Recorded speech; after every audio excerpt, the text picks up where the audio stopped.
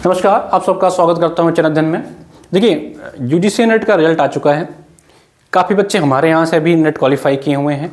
JRF में अभी तक केवल 2 बच्चा है जो हमारे कोचिंग से हमारा टेस्ट सीरीज लास्ट टाइम जुड़ा था, वो जेआरएफ हुआ है।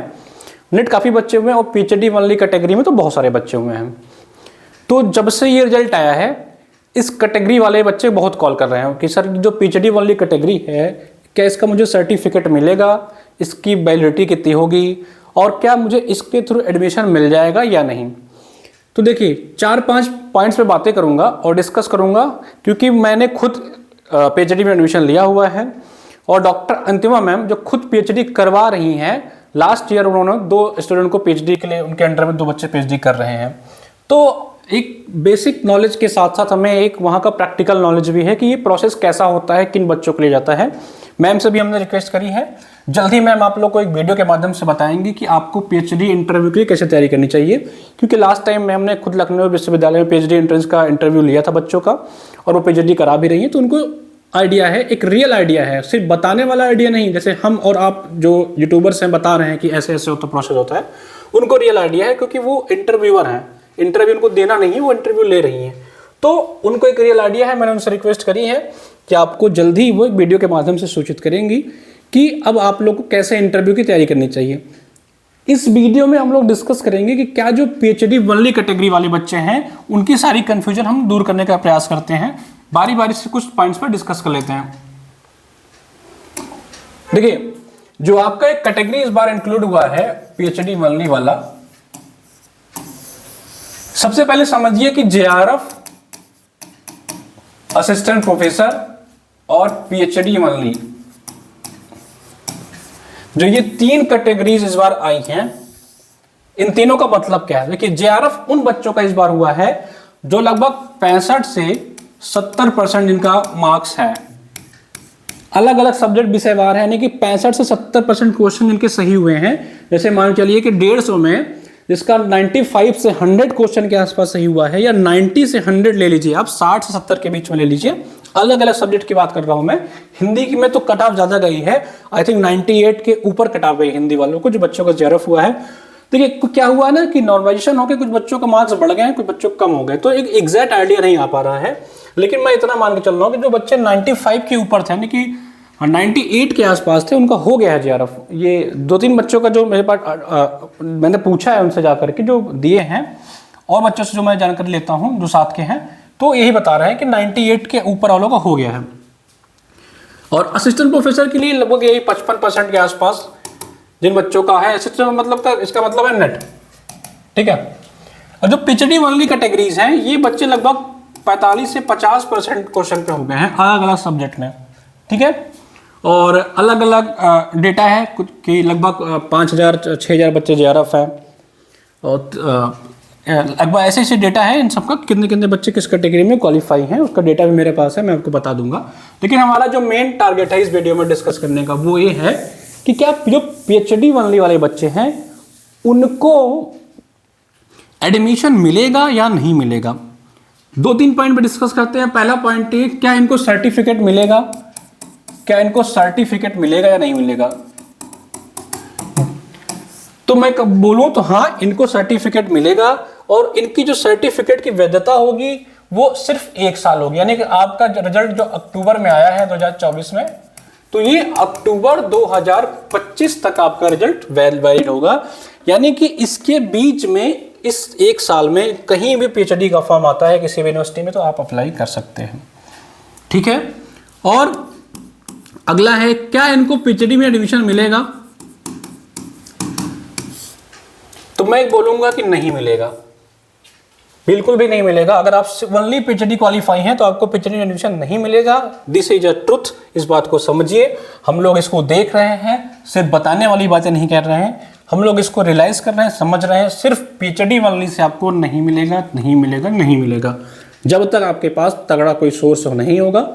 और मैं बता दूं कि अब बहुत सोर्स नहीं चलता है, ठीक है, कोई जुगाड़ नहीं चलता है। अगर आप कोई कहता हो कि ये इनके रिश्तेदार, उनके सब कोई अपने कोटा वगैरह से करवा लो तो अलग बात है, नहीं तो कोई जुगाड़ नहीं चलता है अब। तो देखिए पीएचडी ओनली कैटेगरी मैं तो कहता हूँ कि सिर्फ एक स्कैम है बच्चों के साथ और कुछ भी नहीं है। जैसे जब आप कोई एग्जाम देने जाते हैं, कोई भी एग्जाम ले लीजिए जो आप देते हैं, तो उसमें लिखा रहता है कि मिनिमम कट ऑफ जो होगी, मिनिमम जो कट ऑफ होगी वो 50% मार्क्स होगा यूआर के लिए, 40% मार्क्स होगा ओबीसी के लिए या ईडब्ल्यूएस के लिए, और 35% होगा एससी एसटी अदर के लिए।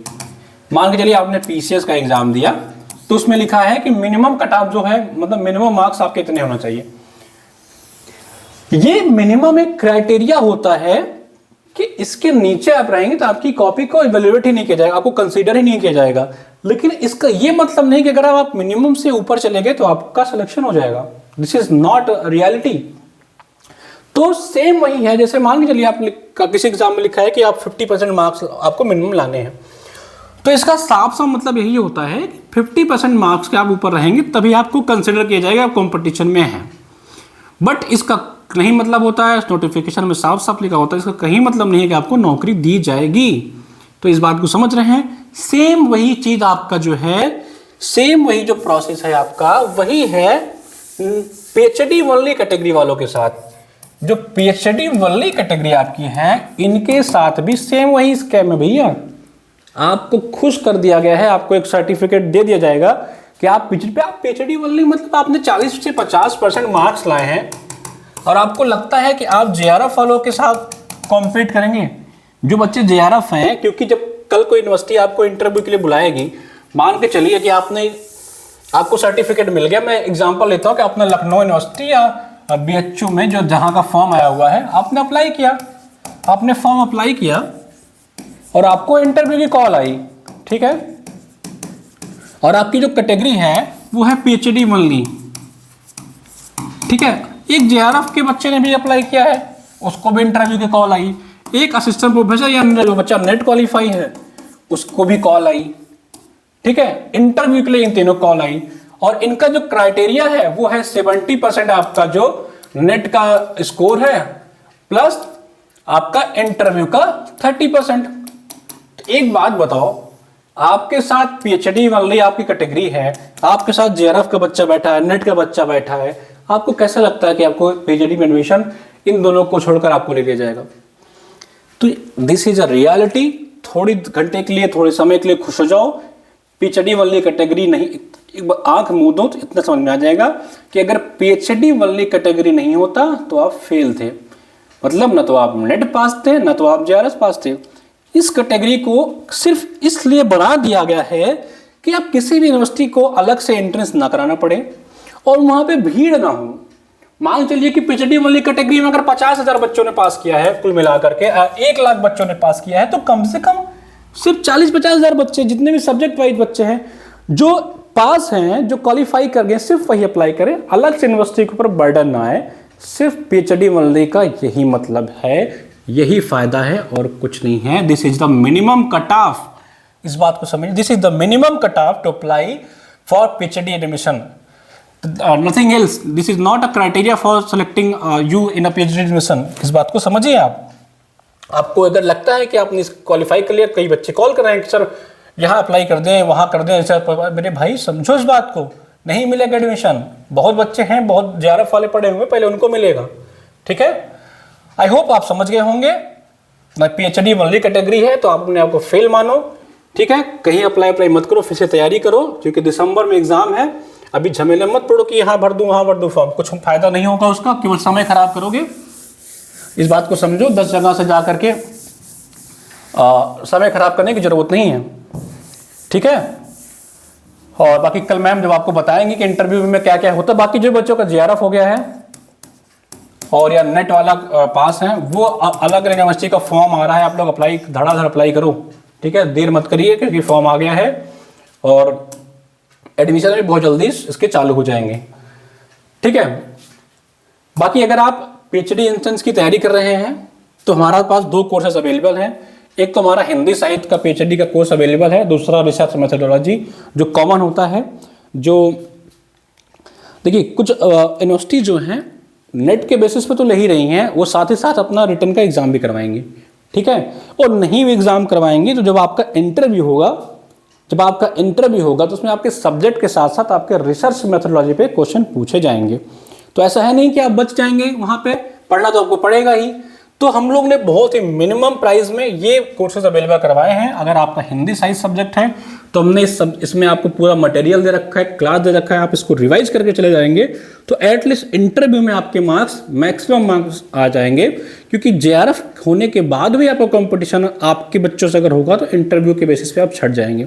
ठीक है, इस बात को समझिएगा। तो आप अगर हमारा हिंदी का आपका हिंदी से देना है, आप ये बैच ज्वाइन कर लीजिए। सिर्फ रिसर्च पे अगर आपको काम करना है, इस टॉपिक पे काम करना है, तो ये बैच आप लेकर के तैयारी कर सकते हैं। इस वीडियो में इतना ही, मिलते हैं एक और वीडियो के साथ। कोई डाउट हो, कोई क्वेरी हो, कमेंट सेक्शन में पूछिएगा। व्हाट्सएप पे कॉल कर सकते हैं या हमारे नंबर पे कॉल कर सकते हैं, सारी जानकारी आपको मिल जाएगी। हमारा ऑफिशियल नंबर मैं आपको बता देता हूँ एक बार।